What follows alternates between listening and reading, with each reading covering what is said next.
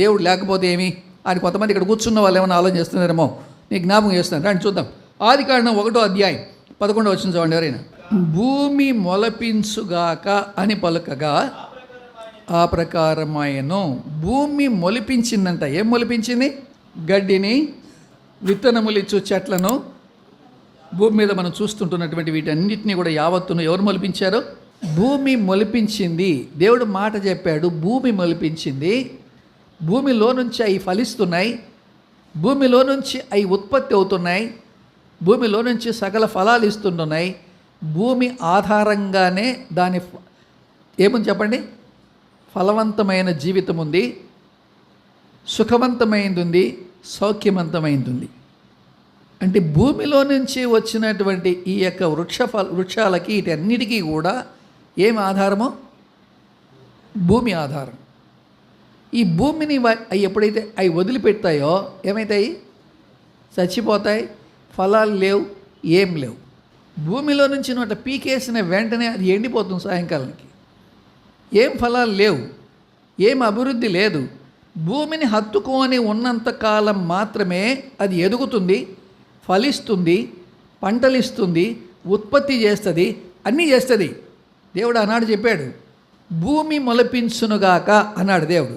భూమిలో నుండి మొలిచినాయి, భూమి అంతటినీ చేస్తూ ఉంది. అర్థమైందా? ఆదికాండం 1వ అధ్యాయం 21వ వచనం చూడండి. జలరాశుల్లో నుండి ఉద్భవించినటువంటి మత్స్యములు కానీ ఇవన్నీ కూడా అక్కడే ఫలిస్తూ ఉన్నాయి, అక్కడే వృద్ధి అవుతున్నాయి, అక్కడే ఎంతో విస్తారమైనటువంటి మరి అవిగా వృద్ధి పొందుతున్నట్టుగా మనం చూస్తూ ఉంటున్నాం. అంటే నీటిల్లో నీరు పుట్టించింది రాబడింది, జలములు పుట్టించిన రాబడి. దేవుడు మాట చెప్పాడు, చేపలు పుట్టాయి. ఎక్కడి నుంచి పుట్టాయి? నీళ్ళ నుంచి పుట్టాయి. నీళ్ళల్లో ఉన్నంత కాలమే వాటికి ఫలింపు ఉంది, నీళ్ళల్లో ఉన్నంత కాలమే దానికి వృద్ధి ఉంది, నీళ్ళల్లో ఉన్నంత కాలమే అది విస్తరిస్తుంది, ఎన్నో అవుతాయి. అర్థమైందా? చెట్లు భూమిలో ఉన్నాయి, వృద్ధి అవుతున్నాయి. జలముల్లో ఇవి ఉన్నాయి, వృద్ధి అవుతున్నాయి. మానవుడు ఎక్కడున్నాడు చూద్దాం రండి. ఆదికాండం 1వ అధ్యాయం 26వ వచనం. మన స్వరూపమందు మన పోలిక చొప్పున నరులను చేయడం. 2వ అధ్యాయం 7వ వచనం. దేవుడైన యెహోవా నేల మంటితో నరుని నిర్మించి వాని నాసికా రంధ్రములలో జీవవాయువును ఊదగా నరుడు జీవాత్మాయనో. గమనం చేయండి, మానవుని యొక్క నిర్మాణం దగ్గరికి వచ్చేటప్పటికి దేవుడు మట్టితో బొమ్మను తయారు చేసి వాని నాసికా రంధ్రములలో జీవవాయువును ఊదగా నరుడు ఏమయ్యాడు? జీవాత్మ అయ్యాడు. సో మానవునికి ఆధారం ఎవరు?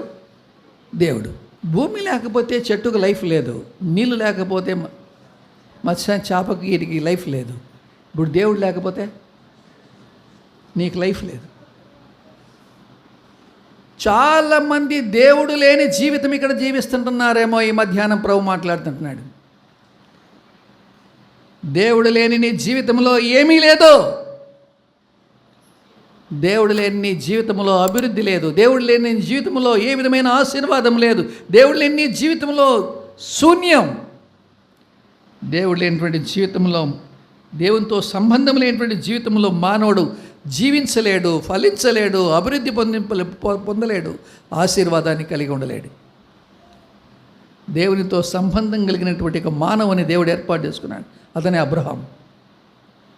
దేవునితో సంబంధం కలిగి ఉన్నంత కాలం మాత్రమే మానవునికి అభివృద్ధి, మానవునికి ఫలింపు, మానవునికి క్షేమము, మానవునికి అన్నీ ఉన్నాయి. మానవునికి అన్నీ. దేవునితో సంబంధం ఎప్పుడైతే నీకు తీగిపోతుందో, దేవునితో సంబంధం నీకు ఎప్పుడైతే దూరం అవుతుందో, దేవునితో నీవు ఎంత ఎడమెళ్ళిపోతుంటావో మానవుని యొక్క అభివృద్ధి అయిపోతుంది, మానవుని యొక్క సమస్తం అయిపోతుంది, అన్నీ ఆగిపోతాయి. దానికి ఎగ్జాంపుల్ ఇప్పుడు నేను చెప్పబోయేటువంటి, నేను చెప్పినాను, ఇంత అభివృద్ధి పొంది 49 దేశాలను పరిపాలించిన రవి అస్తమించని బ్రిటిష్ సామ్రాజ్యం ఈనాడు ఎలాగుంది అని అంటే అర్థమైందా? దేవుడు పోయినాడు ఆ దేశంలో నుంచి. దేవుడు లేడు. గుర్తుపెట్టుకోండి. నేను నెల రోజులకు పైన అక్కడ తిరిగితే అర్థమైంది ఏంటంటే, ఒక్కొక్క చర్చి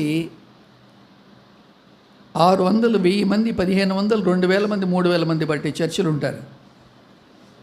మన వాళ్ళు తెలుగు వాళ్ళు అక్కడ దేవుని మందిరాలు వాటిలోనే నడుపుతారు. వాళ్ళు ఆరాధన అయిపోయి వెళ్ళిపోయిన తర్వాత మన వాళ్ళు అక్కడ దాన్ని రెంట్కి తీసుకుంటారు ఆ చర్చిని, దాంట్లో నడుపుతారు. మేము వెళ్ళి దాన్ని స్టార్ట్ చేసే కంటే ముందుగా పోయి చూస్తే అక్కడ ఎంతమంది ఉంటారంటే 10 మంది ఉంటారు. 600 మంది బట్టే చర్చిలో ఎంతమంది ఉంటారంటే 10 మంది ఉంటారు. 10 మంది కూడా ఎవరు అనంటే 60 సంవత్సరాలకు పైబడిన వాళ్ళు. 60 సంవత్సరాలకు కింద లోపల వయసు ఉండేవాళ్ళు ఒక్కరు ఉండరు. ఈనాడు ఎంత దరిద్రంగా ఉంది ఆ దేశం అనంటే ఒక్క కుటుంబంలో నెమ్మది లేదు. ఎందుకు అనంటే అర్థమైందా? 16 సంవత్సరాలకి పిల్లల్ని వాళ్ళు వదిలేయాలంటే అంటే అర్థం ఏంటి? 16 సంవత్సరాల తర్వాత తల్లిదండ్రులతో కుమార్తె ఉండకూడదు. ఆ దేశపు రూల్ చెప్తున్నా మీకు నేను. 16 సంవత్సరాల తర్వాత తన సొంత లైఫ్ బతకాల, సొంత సంపాదన కలిగి ఉండాలా, సొంత చదువుతోనే చదువుకోవాలా, సొంత స్థలం ఉండాలా, ఇంటికి అమ్మా నాన్న దగ్గరికి రాకూడదు. ఎంత ఘోరంగా ఉందంటే అంత ఘోరంగా ఉంది. దేవుని భయం లేనటువంటి ఆ దేశం ఎంతో కాలం ఉంటుందని నేనైతే అనుకోవడం లేదు. ఒకప్పుడు దేవుని వాక్యానికి చోటిచ్చిన ఆ దేశం ఎంత ఐశ్వర్యంతో దీవించబడిందో ఈరోజు అంత దారిద్ర్యంతో అనుభవిస్తూ ఉంటాను. ఒకప్పుడు వాళ్ళు మనల్ని ఏలారు, ఇప్పుడు ఎవరు వెళ్తున్నారు చెప్పండి ఆ దేశాన్ని? భారతీయుడు ఆ దేశానికి ప్రధానమంత్రి. సో దేవుడు లేకుండా మన జీవితంలో ఏమీ లేదు అన్న సత్యాన్ని ఈ మధ్యాహ్నం మీరు గ్రహించాలని నేను ప్రేమతో మీకు మనవి చేస్తూ ఉన్నాను.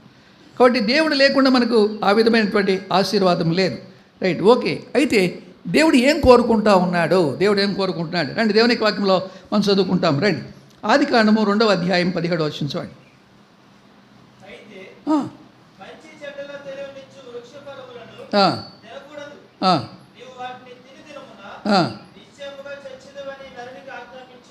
అంటే ఏం అర్థమవుతుంది? ఈ మాట మనకి చదివితే అర్థమవుతుందంటే మానవుని యొక్క ఆశీర్వాదము దేవునిలో ఉంది.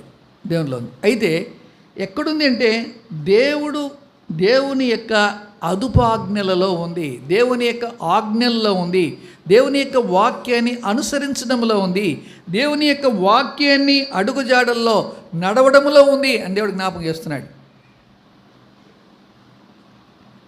నీవు నా ఆజ్ఞను అనుసరించినంత వరకు, నా అదుపాజ్ఞల్లో నువ్వు ఉన్నంత కాలమే నీకు ఆశీర్వాదం. నువ్వు వాటి తిను దినమున నిశ్చయముగా, అంటే నా మాట వినని రోజు నీకేమైంది? మొదలైంది. దేవుని యొక్క వాక్యానికి ఏ రోజైతే మన జీవితంలో చోటు పోయిందో, దేవుని యొక్క వాక్యానికి మన జీవితంలో ఏ రోజైతే ప్రాధాన్యత తగ్గిందో, ఆ రోజు నుంచి మన డిప్రిషియేషన్ స్టార్ట్ అయింది. అంటే మనం కోల్పోవడం మొదలవుతుంది. ఎక్కడైనా సరే సంఘములో అయినా అదే ప్రాబ్లం, కుటుంబంలో అయినా అదే ప్రాబ్లం, నీ వ్యక్తిగత జీవితంలో అయినా అదే ప్రాబ్లం, ఎక్కడైనా అదే ప్రాబ్లం. ఈనాడు మన సహవాసాలు ఇలా ఉన్నాయి. కారణం ఏంటి? దేవుని యొక్క వాక్యానికి లేదు చోటు ఇవ్వకపోయినాం. దేవుని వాక్యోపదేశకులందరినీ మనం తరిమేసినాం. అందుకే ఈరోజు ఈ స్థితిలో ఉన్నాం.